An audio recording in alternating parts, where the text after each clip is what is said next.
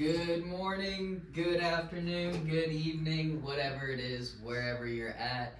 Thank you for being here with us at Continuous and Never Ending Improvement, or CANI as we like to call it.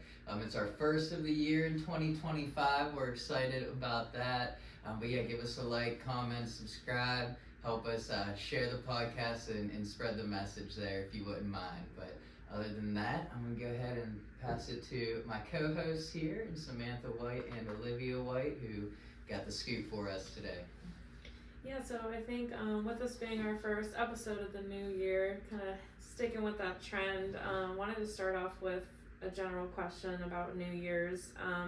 In terms of New Year's resolutions and goals, I'm just curious how you guys have gone about those in the past, maybe best methods used or maybe lessons learned from, failed New Year's resolutions, if anything that kind of comes to mind on that topic. Yeah, I think first thing that comes to mind for me is I've never been a good goal setter. So I guess lessons learned or what not to do for me in the most part there. But yeah, I think coming into this new year and just what we did the other day in topic or whatever, what have you, but just with really writing out kind of a vision statement and reflecting on last year, that was very helpful for me just because, like I said, I was never really just kind of shot from the hip, so to speak, in terms of, what do I want to do this year, and then not really so much ever looking back on, where I was at, but just kind of starting again or continuing to try to keep it rolling. And hasn't got me too far in the past, Yeah. But a new person today, so. I think that is a big part that you touched on, though, is writing it down. I think, in the past I've said, I want to, work out consistently or something. I just said it. And even, we took it a step further. This time I did it in our notes app on our phone, which I think is a great method because, I know I, use these loose leaf sheets that fly around and I never look at again. If you have a proper, agenda or journal, that might work, but we're on these things all the time, so you can wake up in the morning and look at it, where it's if you say it, it's a fleeting thing you say, you do it for 30 days, and you forget you even said it. Yeah, I have constant thoughts about what I want to do, but unless I write them down, it's probably not gonna happen. Yeah. As far as New Year's goals, I feel like I've tried that in the past, the whole everybody does it January 1st, I'm gonna start working out as hard as possible, and I think this year I was like, I'm gonna give myself 3 weeks to really consider what I want to do, because if I put time to it, it's just I'm gonna do it for those 3 weeks and never do it again. So people always say people rush into the gyms January 1st, and then by February no one's there. So I'm like, maybe I'll start working out in February when it's cleared out. Yeah, that's a good point too. I feel like giving yourself time to actually reflect and think about what you really want and give yourself grace on what that timeline looks like can lead to the longevity of it more than just being January 1st I had to have a goal, so now I just need to start it. Yeah, I actually heard on the radio or something the other day where it's we're not alone in that. I think they said January 5th or 7th is quit day, where it's most people after that day have already failed on their whatever the New Year resolution was. But in that training that we just recently did, I think it was the definition of success is having a written goal and then actively working today towards that. Not so much achieving it right now, but just okay, here it is written in my notes app. What am I doing today? And the kind of just the thought I had too to that is kind of making sure I'm looking at it, but also starting other notes for subcategories of the certain goals to track the progress and what am I doing today, kind of dating, here's today, what did I do, Yeah, it's the stepping stone that you can build upon versus just being something you do at the beginning. There's all these great things that are trendy now, dry January or 75 hard, and it's just I think the hardest thing for everyone is having a goal throughout the entirety of the year that you're working towards. And I think the goal has to be a meaningful, worthwhile goal to do that.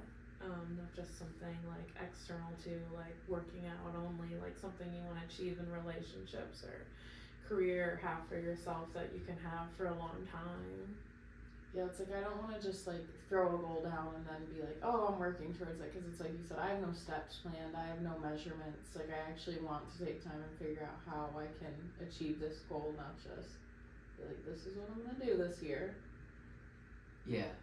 I know for me in the past, like I was kind of sharing early on, is then I'm just kind of I'm just wandering around aimlessly, like I know I want to do this year, and then New Year's Eve sneaks up on you real fast, Yeah. and you're like, man, didn't get it done again, you know.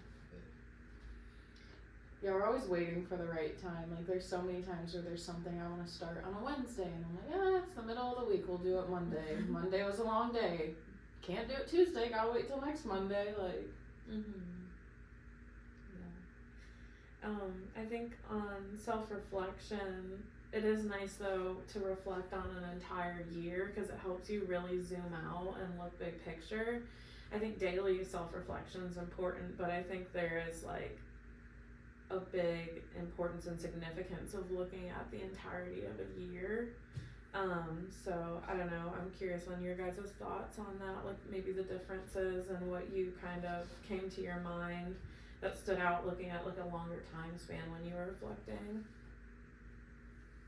I guess the first thing that comes to mind for me is just I feel like I didn't set any goals last year. I mean, my one goal was just staying sober, you know, and that's one day at a time for me. But I mean, that was just so fresh for me then, and obviously just growing closer with God. But yeah, in terms of like tangible goals, I didn't really have too many last year. It was just kind of figuring out a new way of life.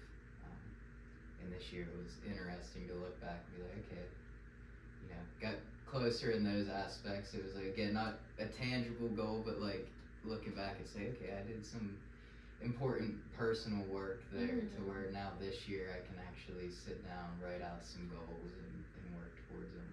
Yeah, I mean, you achieved them well, so that's awesome. yeah, sometimes that kind of humbles you because I was thinking like I feel like this year I kind of just like stumbled into the new year because I didn't have anything written down or anything like I actually really wanted to necessarily achieve. It's like you said, like I had like a big picture and I got little things done, but it's like it definitely taught me to maybe have some more discipline this year so I can stride into next year, not just fall into it. Yeah, it sneaks up on you though. It really does. Because then everyone's so busy around like Christmas time and the holidays, and then like boom, then there's New Year's Eve out of nowhere. But yeah, I think again, giving yourself grace though in that to be like, just because it's January 1st doesn't mean you can't do it on January 13th or 22nd and still work on it. Yeah, you still have time to figure it out. You don't have to rush into it. Yeah, I think that goes into what you were talking about in Bible study with just like, you know, sometimes we put these like hard deadlines on things in these time frames and then we're like, oh, didn't do it, you know, or I didn't start today, so, you know, maybe I'll just wait till next year. But it's really just like there's no better time than now, you know, kind of forgetting the past, which I mean, easier said than done, but kind of forgetting, looking at today is like today is my January 1st. You know what I mean? Like it doesn't have to be January 1st to really set out and make some headway on whatever goal it is. And you know, obviously there's things we want to have done by the end of the year if we set those, but also not putting that like hard stop on like, dang, I didn't get it done by the end of the year, but to just look back almost every day and every month and every second on, you know, how much further am I from where I set the goal, you know, whatever it may be. Yeah. When I think about it deeper too, I feel like it's almost kind of like a toxic idea to have these New Year's resolutions because it starts your year off in disappointment. Because it's like you said, you heard on the radio, like 5 to 7 days in, like a lot of people are quitting and it's like, okay, you set this goal, you failed it, that's the start of your year. It's like, I don't want to start my year like that. Like, I'll give myself some time and get off on a good foot, not off on a disappointment because I couldn't keep my harsh, irrational goal because I thought it would be good. Yeah. How long did they say it takes to form a habit? Is it 14 days, I think? I don't know, that sounds about right. Yeah. Something Yeah. like that. It's like people miss it like halfway through, but Yeah.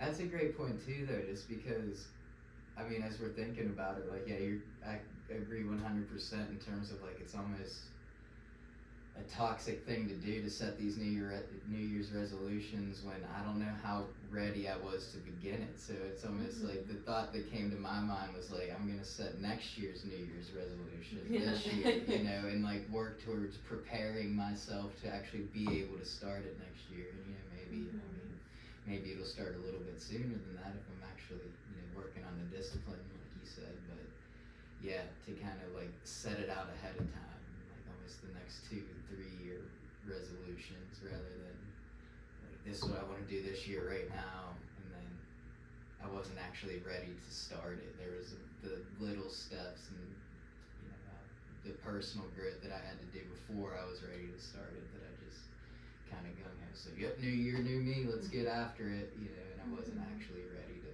jump into it. Yeah, that's such a smart idea to set it in advance, because it kind of reminds me almost of like diets, which I've read like a lot about, like all these like fad diets and stuff people will jump into, but they can only last for like 2 weeks because they're so harsh that like you just get burned out. But a lot of people say they like do a diet, but they also give themselves like grace, and they have their cheat days and like little stuff they like eating, and it's like if you go like guns a-blazing, like you can like start soft this year, and then next year you're like, okay, I'll be harsher on myself. And Yeah, I think like I've been fortunate enough being a leader in business, at least career wise, for the past, I don't know, since 2019 at least, to be in a position where even if I didn't feel like it as a leader, I've had to like really spend a lot of time planning goals and looking at, you know, what we want to achieve over the course of the year and where we ended last year and all of those things. And I think reflecting on 2024, that was like convicting for me because you know, I didn't really achieve the goals that I set out to achieve after a couple of years of, you know, hitting them or exceeding them or just missing them by a little. So I just need to tweak this strategy just here and get them this year. And I just feel like so overwhelmed by like not even coming close in a way, to where it's just like resetting new goals in terms of the grace that needs to be given is like, they can be the same goals, but having a different timeline and just giving myself the opportunity to think overall, like, what is the approach? Because it obviously has to be different, but it is like a new space for me too, which has been interesting. Yeah, it's so odd too how that's the thing too, like I feel like we forget like things change so much over the years, and you get stuck, like you talked about it, like comparisons with Eva Joy, you get stuck in such a comparison thing. You're like, oh, but in 2019 we were booming. Well, nobody was leaving their house in 2019. Of course they were buying all sorts of stuff and doing all sorts of stuff, and it's like you really have to sit back and be like, you can look at the numbers, but also you have to remember like times were different and they're gonna change. Yeah, it's funny because I was actually listening to a podcast where they were talking about like a lot of people with like analytical brains and in those spaces can actually become like addicted to numbers. Like they're constantly chasing numbers, and their like gratification or dopamine effects are like coming from like hitting certain numbers or lack thereof, leading to depression and all these things. And I mean, we talk about like, you know, alcoholism and addiction, like it's just substances, but you can be like addicted to like hitting goals because it shouldn't, whether you miss them or hit them, determine or dictate like your mood or how you go about every single day following it. So I don't know, it's interesting. Yeah, it's funny you bring that up because we've been talking to some friends lately just kind of about that. And I mean, for me, like drinking, you know, I mean, I always kind of drank alcoholically, like almost from the first part, and I say like, you know, my relapses just kind of got closer and closer together, but I could never control it. But I've met people recently who are later in life where they're like, you know, I didn't really become an alcoholic till I was like 40 or, you know, whatever it was. But there's something that stood out to me recently where it's like alcohol is just a symptom of the bigger issue of, you know, it's that personal work that I have to do, kind of like you just mentioned with the approach to it, you know, and really just preparing myself to actually be able to hit the goals and not so much be like, okay, well, I want the goal, but like, am I prepared to take the steps necessary to, like, towards achieving it. Mm-hmm. And actually in Grey's Anatomy, I caught a little say in there last night, which, I mean, funny place to find it, but Meredith said, I'm probably gonna botch the quote, but she said, basically, like, a person can't change infuriates, like, doctors or people in science, because change is actually the only constant, which is a funny thing, that change is the constant, you know, but I mean, that's the only thing that's really constant in the world of science, is that, you know, times will change, and you can't get so caught up to where, like, I mean, just in our business even, like, chasing a number to where these other symptoms, like in my case, alcoholism, start to come out because, you know, things have changed and I'm chasing a certain number when the time doesn't necessarily allow for that number, and just,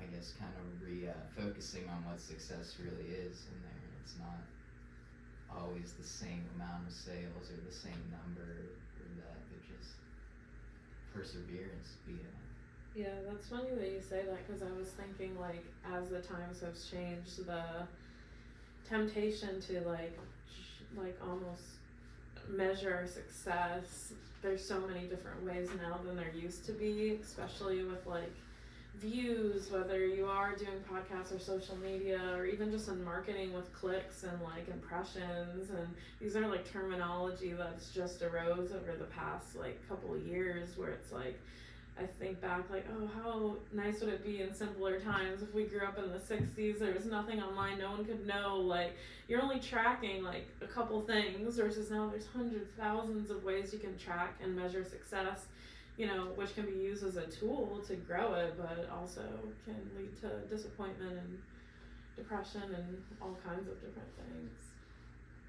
Yeah, it can get overwhelming, because I think sometimes, like, people want to spread themselves too thin, and they're like, I need to be successful in every realm, because there is so many measurements now. It's not like, I produced 4 car engines at work today. Like, Yeah, that's a good point too. Is just really, it makes me think of just really finding our calling and our passion, and not getting so caught up in like what the trendy thing is at the time, and like, oh, if I can't do that, like, I can't be successful, or I don't know, that's kind of broad, but just in terms of too what you were saying and measuring success, I think, you know, makes me think of our podcast and just the consistency of it and being consistent with it, because I mean, yeah, there's things we can do to help kind of like promote it and things that we can get better at, but I think just by measuring it, oh yeah, we've been consistent for, I mean, we got to be coming up, if not over a year on doing them, you know, rather consistent. I mean, obviously we miss some here and there, but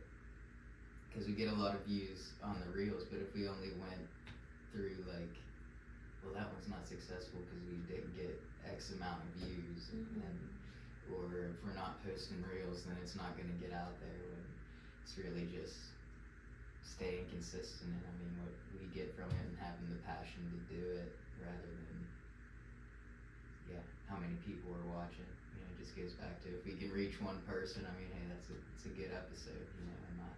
Yeah.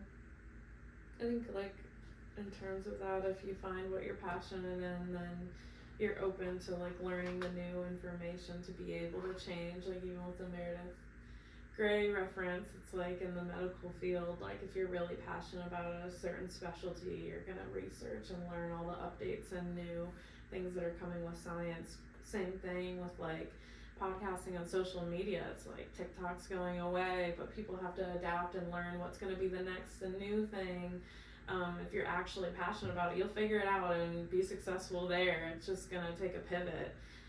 But I think that's kind of an indication on whether you're passionate about something or not, because if you're not, you know, willing to adapt or research or learning new things about your industry or whatever, you know, specialty it is that you do, it's kind of like an indicator in a way to be like, take a deep look at what you're doing.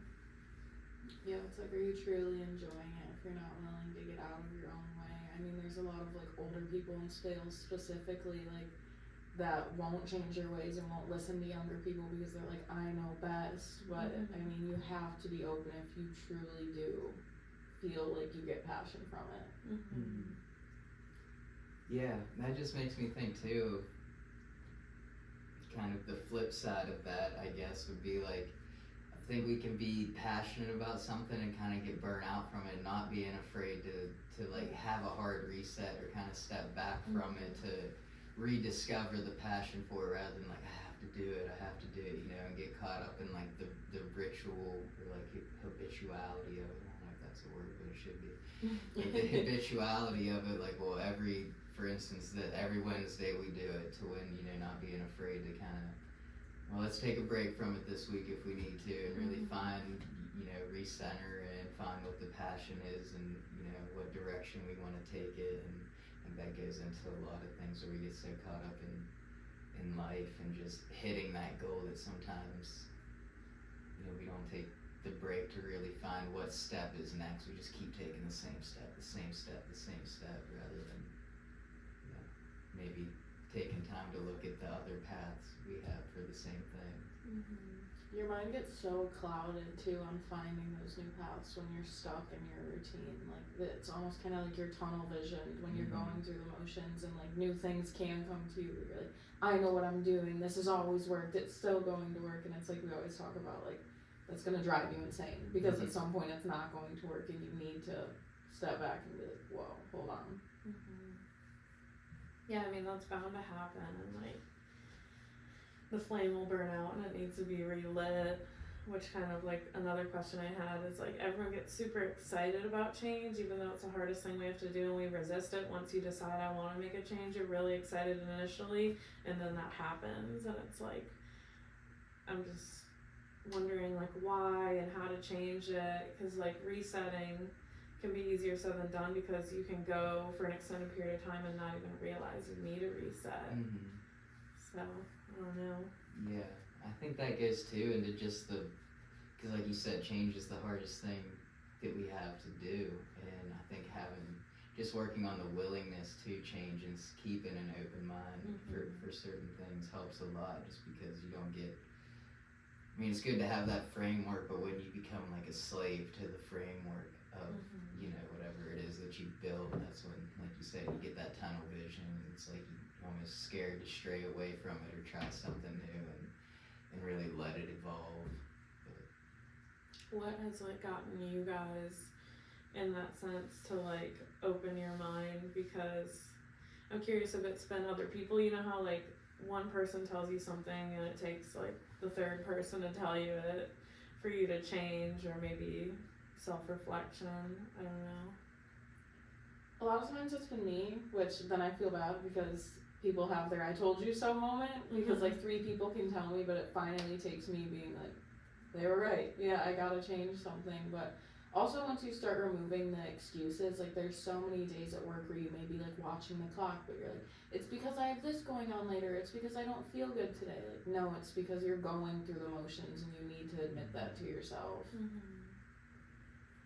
Yeah, I mean, that's definitely, I agree with that 100%. I think for me, that would help me kind of realize that is just, again, I mean, recovery and realizing my need for suggestions and taking them and not being afraid for a suggestion to be wrong, you know, and to not just kind of getting rid of the fear of failure there and realizing that not everything that I try has to succeed on the first attempt, but sometimes just by getting to cross one of those suggestions or whatever off the list, you're making progress by realizing like, okay, that's not the way to do it. What's the next suggestion?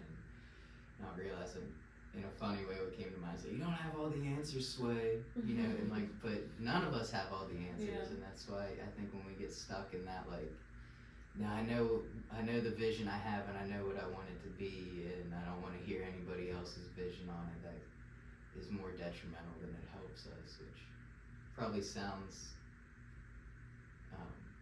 spot on when you hear it, but I think the hard thing is telling ourselves those things when we're doing it, you know. I think just for me, at least in the past, it was like my need to be right, you know, and just fear of being wrong and someone else being right, like you were saying, that there was a heavy fear of that for me. It's like I wanted to be right, I didn't want to have to admit I was wrong, but I think today, by taking not such a hard stance on one thing, and just goes back to one of my favorite sayings, it's like when I'm right, and when I'm wrong, I'm still right, because I could have been wrong. And I mean, that's a bit of a tricky phrase, but like if you're open with everything, like I don't know, here's what I'm thinking, but I could be wrong.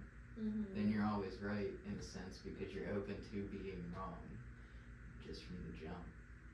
Yeah, that open-mindedness helps so much. Like, I remember Alex used to always tell me if I had a different idea, she'd be like, we'll try it 3 times. If it doesn't work on the 3rd time, then we're going to try my way. Like, if we couldn't come to an agreement to something. And it's so nice to be in an environment with that open-mindedness because you're not getting shut down and then you're getting angry and you're resenting the way you're trying to do something someone else wants you to do. And, yeah, just being open to things. And it's worth a shot. What's the worst that happens? You learn how to do it the right way. Like, yeah, and that's a great point too, because I mean maybe it's just not that idea's time. So I think too what came to mind there was just not being afraid to go back to it. We'll try it 3 times and then we'll do this and maybe this will work. And I mean it might go through the process of doing like 6 other things and all those 6 other things were working, but maybe at the step 7 it was time to do the one thing that you tried the first time 3 times and say, oh well, what about that idea we had, you know, way back when? Maybe that'll work now, you know, and going back and trying something that didn't work at another time again because times change, you know. Just staying open, not just completely trashing it and lighting it on fire. yeah. Yeah, I think like, I don't know, something I'm still growing in actively and trying to evolve in. I think when someone has a lot of passion, you're also pretty stubborn. And it's a trust thing for me because, you know, have been hurt by people that, you know, I felt like they had the passion for me to trust in them and it still led to like rock bottom or failure or the loss of something. And I don't know, that's really difficult because my metric before was like, if I feel like they have the same commitment and passion, it's worth being open-minded if it's a different opinion to try. But I don't know, it's just deeper than that. You know, just because you try something and it doesn't work, like you said, doesn't mean it wouldn't work in a different season. But yeah, I mean, it's hard not to be stubborn when you know how much you care about something and you feel like it's unmatched in a way. But I think that just comes from like hurt in a lot of ways and being like, oh, you know, people don't care as much as I do about this because they don't have as much invested in this, or people have left like when it didn't work right away. And it's just like, no, you can't like blanket everyone else or any other idea as that moving forward. But I don't know, it's the discernment there that gets fishy. Yeah, that just makes me think of what I mentioned a little bit ago too, but just principles over personality, because I mean that the passion can, as we just mentioned a lot, but can kind of go up and down based on just the times and the effectiveness of it, and it's almost like a personality trait, I guess, that just that passion, and passion can be hurtful, but you know, too much of anything can be bad. You know, it's the same thing there, where if you're so passionate about something that again, it makes you close-minded to other things, then it's not necessarily a good thing, but to just have those strong principles and that foundation of which would be like the open-mindedness and the willingness to just, yeah, I'm passionate about this, but I'm more passionate, like people are passionate, you know, I'm more passionate about people than I am the vision, you know, and being willing to hear others out on, okay, yeah, what's the next step and what's the next right thing here? Yeah, sometimes the outsider's views are so important too, because I mean, all 3 of us are probably passionate about different things that involve in this business, but we could all give each other opinions because we're not directly passionate about it. And it's like you said, sometimes you get defensive because you're like, you don't even have the same passion as me, how are you gonna say that? But sometimes it helps. It's like, but I see what your passion is and I'm just saying maybe this could help. Yeah, it's funny like how everyone can have the same common goal but be like fighting internally about the way to go about it, and it's like you gotta step back and be like, okay, remove all of that, like we're on the same team, we have the same goal, like we can try everyone's ideas out. It doesn't have to be limited to, you know, whoever's the most or whatever, you know. But it's funny how naturally that can happen and you don't even realize you're doing it. I think like I recognize in reflection that I've done that a lot over the years and I want to evolve in that. But then if someone else I feel like I see doing it, I'm immediately like, why are you acting that way? You're being so stubborn, blah, blah, blah. And it's like, okay, hold on, I do that too. Like, and giving grace there. It's a lot easier to point the finger than look in the mirror. Mm-hmm.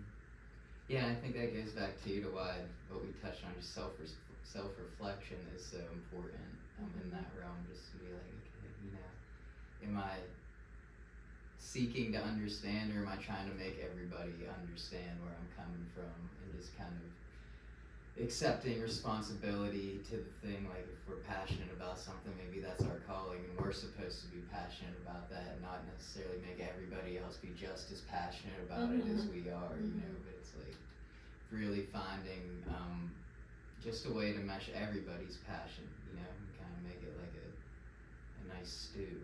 Or a soup, like how just it's a bunch of things in one dish that works perfectly together, but I mean, you might not like those things separate, and just letting everybody bring their own passion for the common goal.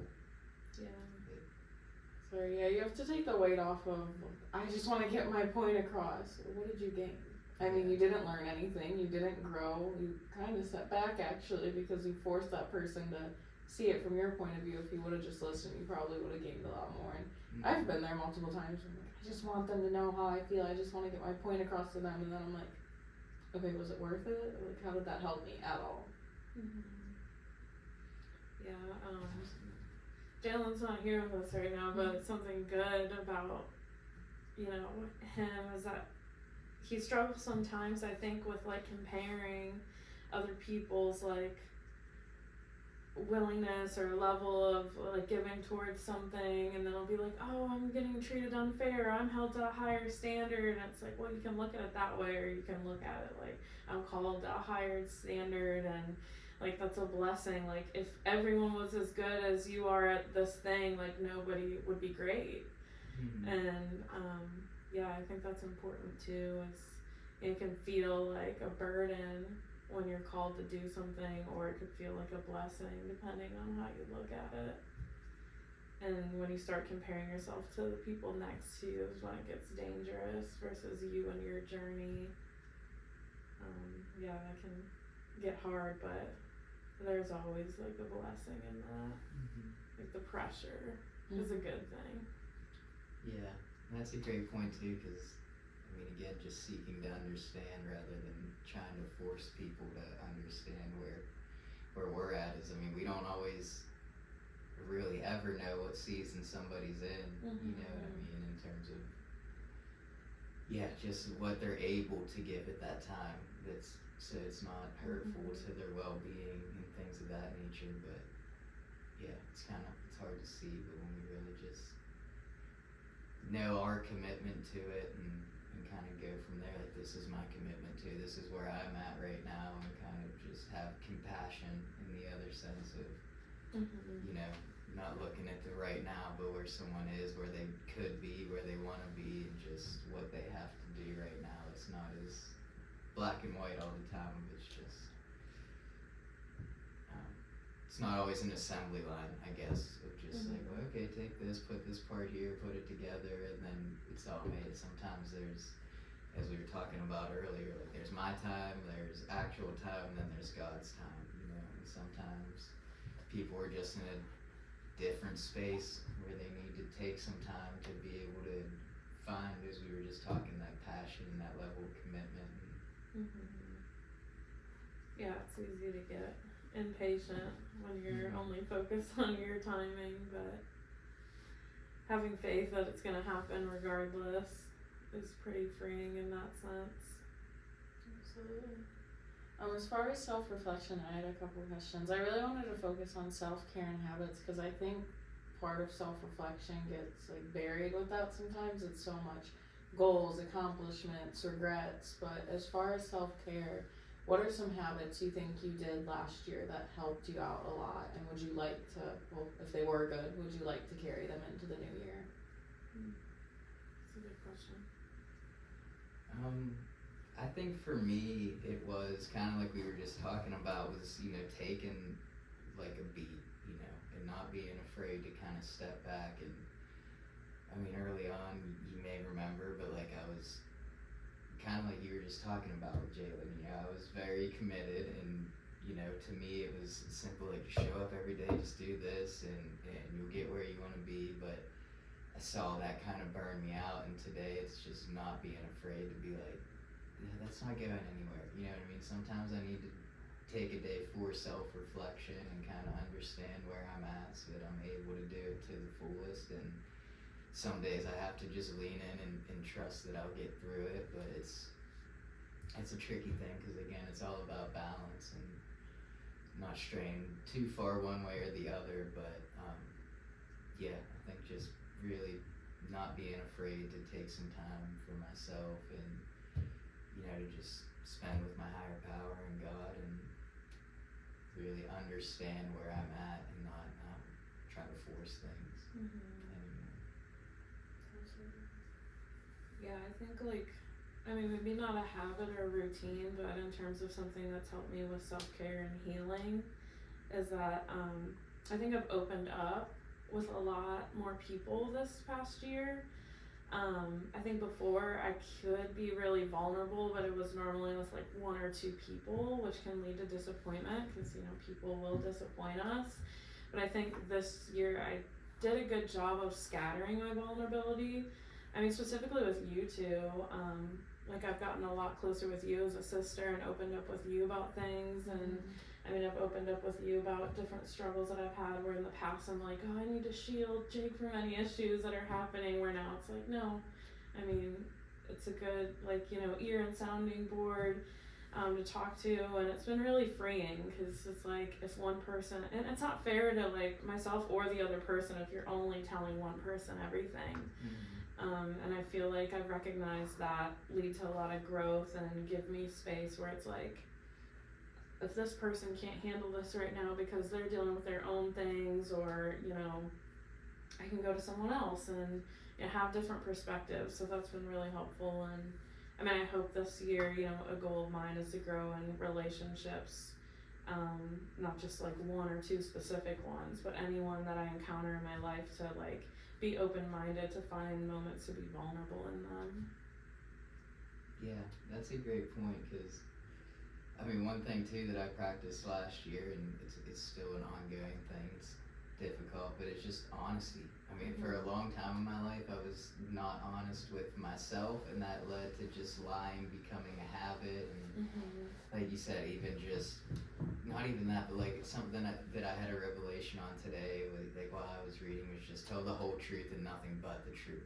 You know what I mean? Obviously that's in a court of law, but like if you take that as a principle, like, because I was reading in Genesis, and it was about like Abraham and his wife Sarah, and it was like when he would go to a new place, he'd be like, tell them you're my sister so that they don't kill me, and you know what I mean? But it's like, they were like half relatives, and he was like, so it was technically like his half sister, but they were married, but he was like, just don't tell him that part, that you know. And then it was like the judgment came down like on those people. He was like, the king at the time was like, why would you, what did I do to deserve this? Like, why would you do this to me? And he was basically like, I thought, like, I was fearful that, you know what I mean, if I told you the whole truth, you would kill me, and you know, that would be the end of it. But it was really just practicing honesty is what it came down to for me, just because, like you said, it goes into vulnerability, but just, if I shield certain people from it, I mean, they may have what I need to hear, you know, but so I'm only hurting myself if I'm not sharing the whole truth, or where I'm at in my journey, and just like, almost with the resolution, but where it's like, I want to be here, and this is the goal I want, but like, I'm gonna, you know, hide it if I'm not there. I'm gonna project this false image of being there, being closer than I actually am to it, because I don't want to feel guilty in being honest that I'm as far away from it as I really am, you know. And so yeah, I think that was a big thing for me.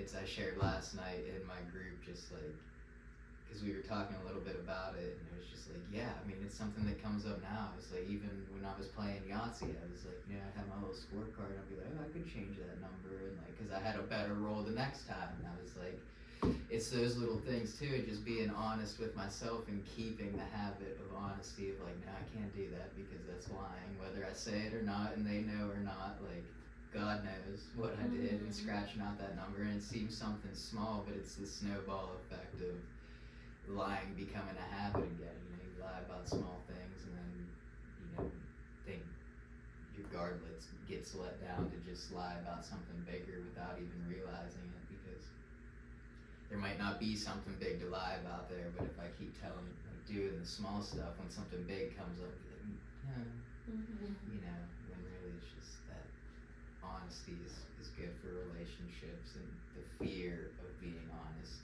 is not, and kind of dealing with the repercussions as they come, because a lot of times they're not as nearly as bad as I make them up to be in my head that wants me to lie anyways.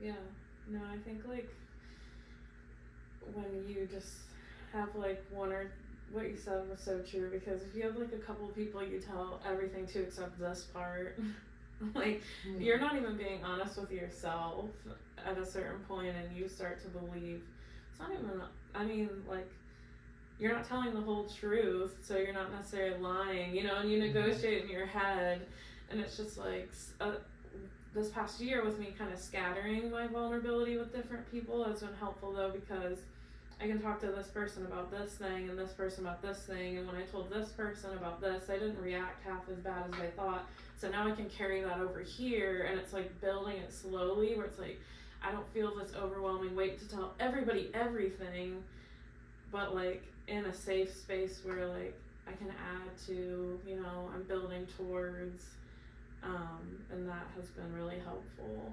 Yeah, it's extremely important, and it's like you said, like talking to other people definitely helps as well, because you almost want to take the filter off of it. Like if you're gonna tell someone something that means a lot to you, it's like you said, you don't want to miss bits and pieces, because then you're becoming a toxic person for yourself. I think like a psychological, it's like 2 or 3 times after you tell yourself a lie, like you start to believe it, and now you're switching situations and events that you could have learned and grown from, but now you've completely switched your mindset, and you're missing a huge part of the story that would have actually affected you in the future.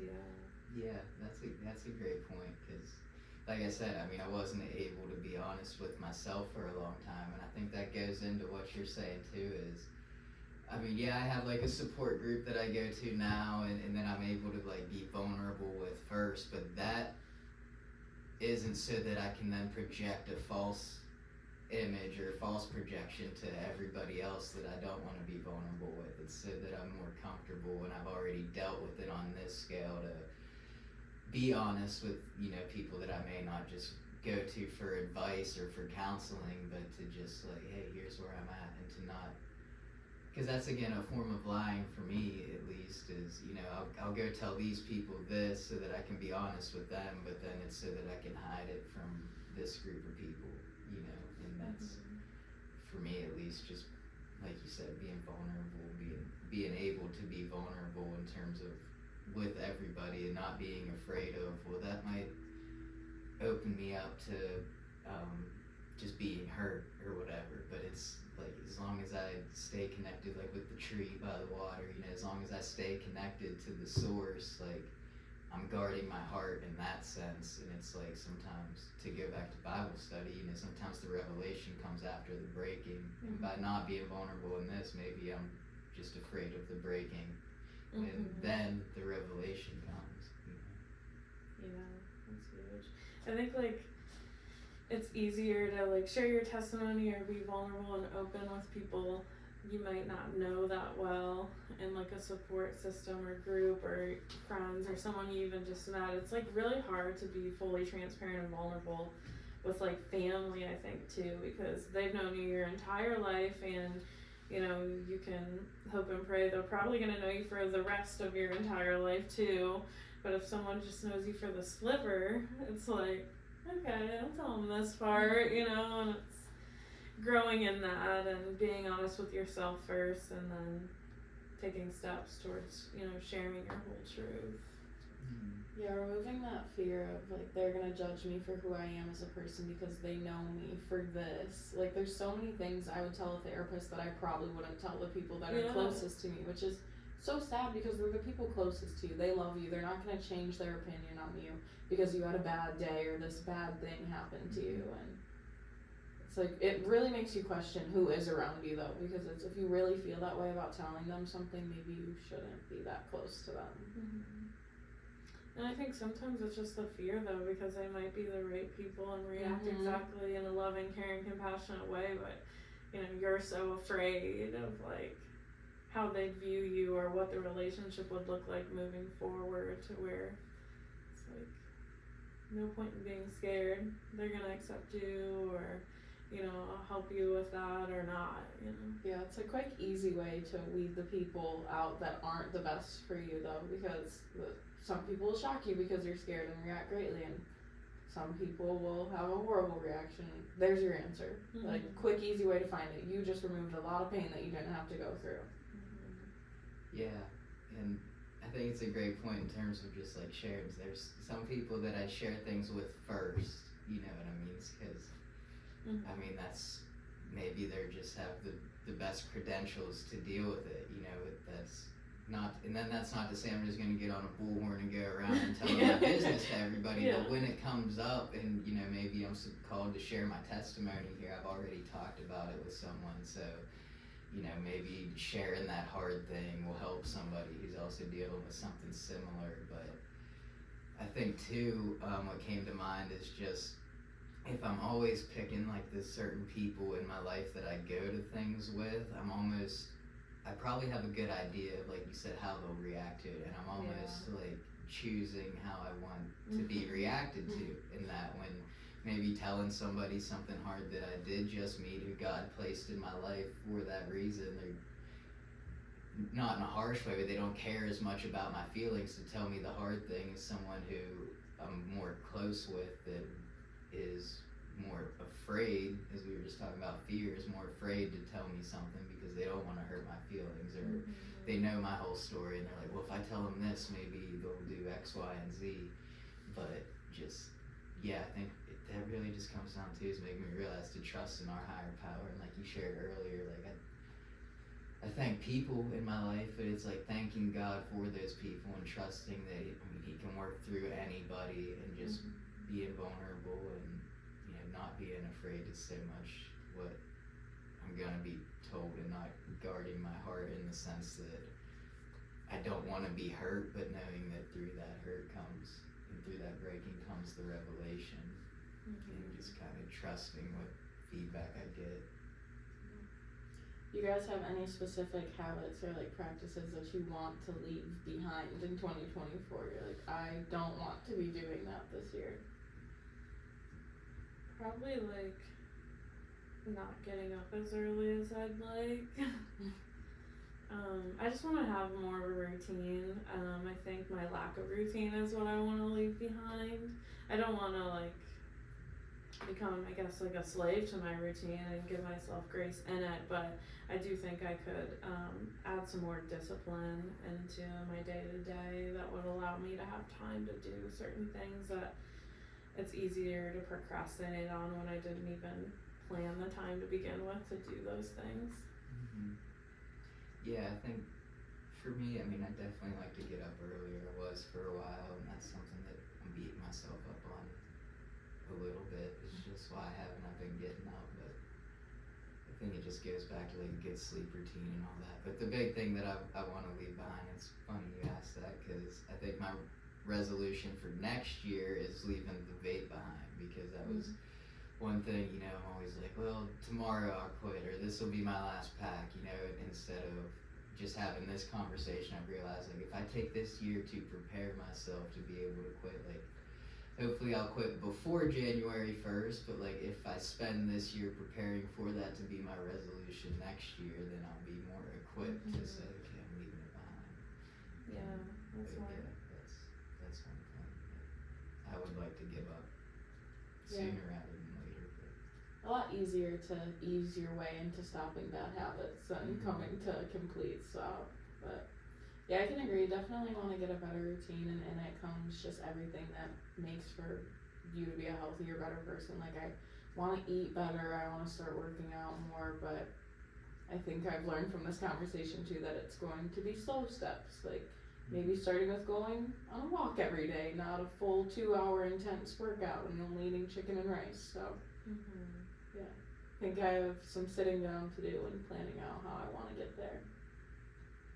Yeah, absolutely. It's funny you say that too, because I mean, you mentioned like the 75 hard, and I've known a couple people who tried to jump right into that. And sounds pretty hard. Yeah. Like, where what my thought was like, okay, well maybe if I start with like 10 push-ups a day, you know, and not judge myself on I'm only doing 10 push-ups a day, and like let that build up, you know, and just stay consistent. Today I'm doing 10 until I feel like doing 20, until I feel like going on a run, you know, and that's just something that came to mind because I would like to get better at exercising too. But yeah, I think sometimes I've tried to set goals of like doing 10 push-ups and I'm only doing 10, what's the point, you know, if I can't do the 2 hours, you know, when it's like, well, I'm building up to that, and it's just about staying consistent with whatever routine I put in place.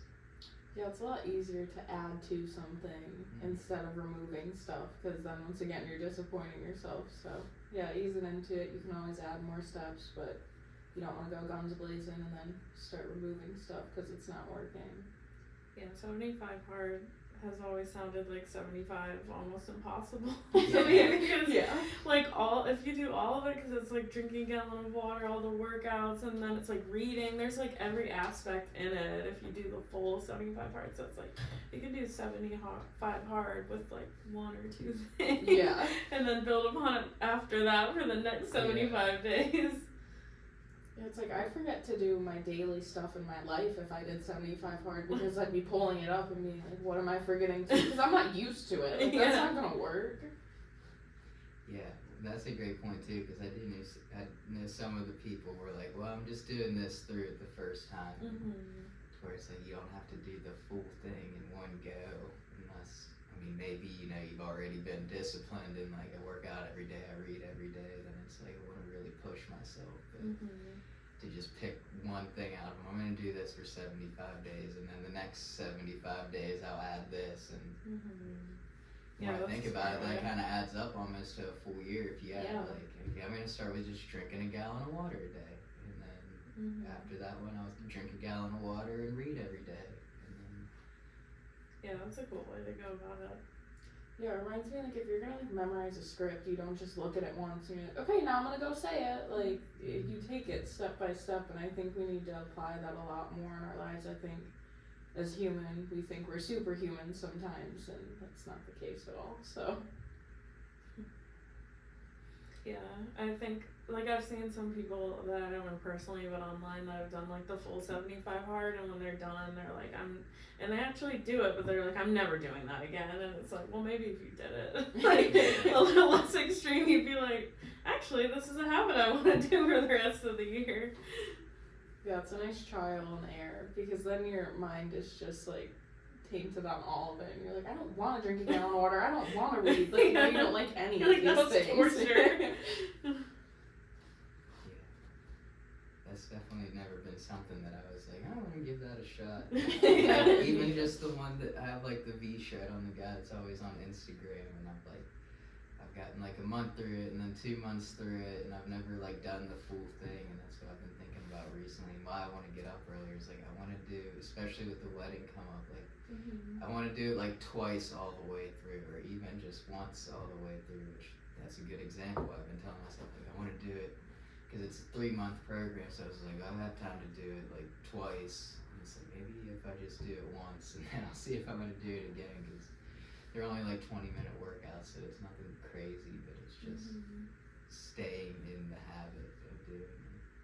Yeah, it kind of reminds me of like Lent. They're like, drop one bad habit. Like, they don't ask you to remove all of your bad habits during that time period, because you're torturing yourself. So yeah, maybe we'll do a year of increments of 75 soft.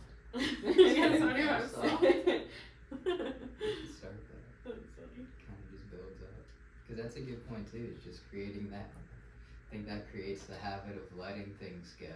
You know, just say, okay, give up one thing for a certain amount of time, and then you keep that off. I mean, it's like, okay, then what's the next thing? Maybe I'll give this one up, and not just feeling like, oh, my life's so cluttered, I have to get rid of everything. You know, it's almost like cleaning a house. You know, when it's dirty, it's like if you just look at everything like, I have to clean all of this, rather than like, well, today I'll organize the closet, or today I'll do the dishes, tomorrow I'll organize the closet, and then I'll run the vacuum the next day, rather than like, I need 3 days to just clean. You know? Just make it more manageable. Yeah, for sure. Any other thoughts though on bringing in the new year, or just setting goals? Disciplining and planning this year. That's my focus. Yep, give yourself grace and don't bite your tongue if you feel called to say something to someone. Amen. Yeah, create good habits, have compassion, and give yourself grace. I like that one. But thanks for joining us again. Like, comment, share. Please help us spread the word, and have a blessed day.